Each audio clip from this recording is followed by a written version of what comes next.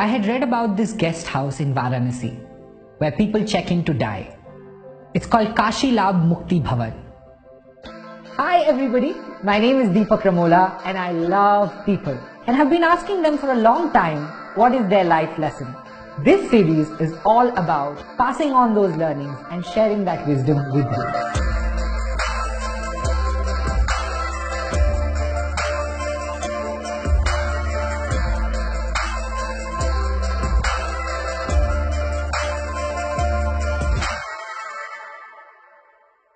I had read about this guest house in Varanasi where people check in to die. It's called Kashi Labh Mukti Bhavan. Rooted in the belief system of many Hindus is that if you take your last breath in Kashi, you attain what is popularly known as fruit of Kashi or Kashi Labh, which is moksha or salvation. Now the interesting fact is that you're only allowed 2 weeks to stay in and die. So you have to be really sure. If you're still hanging around after 2 weeks, you got to check out.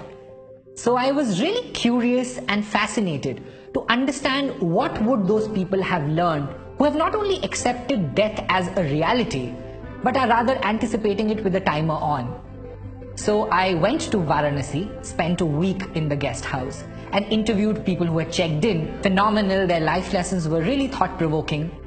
So in the same environment, I met Mr. Bhairavnath Shukla, who has been the manager of Mukti Bhavan for last 44 years. He has seen more than 12,000 deaths. So I asked him, what have you learned after seeing both life and death at such close quarters? He shared with me 12 life lessons, of which I wrote a blog post and it's read and shared by millions of people across the world and became highly popular. But there's one life lesson in that series which is Mr. Shukla's favorite and resonated deep with me, and the life lesson is resolve all conflicts before you go. He told me a backstory to it. There was a Sanskrit scholar of the times by the name of Ram Sagar Mishra. Mishra was one of the eldest of the 6 brothers and was closest to the youngest. One argument years ago led to this bitter communication between the brothers and led to a wall eventually partitioning the house. In his final years, Mishra checked into the guest house with his little pan case and told Shukla to reserve room number 3 for him because he was sure he's going to pass away on day 16th after his arrival. On day 14th, he said, I want my estranged brother of 40 years to come and see me.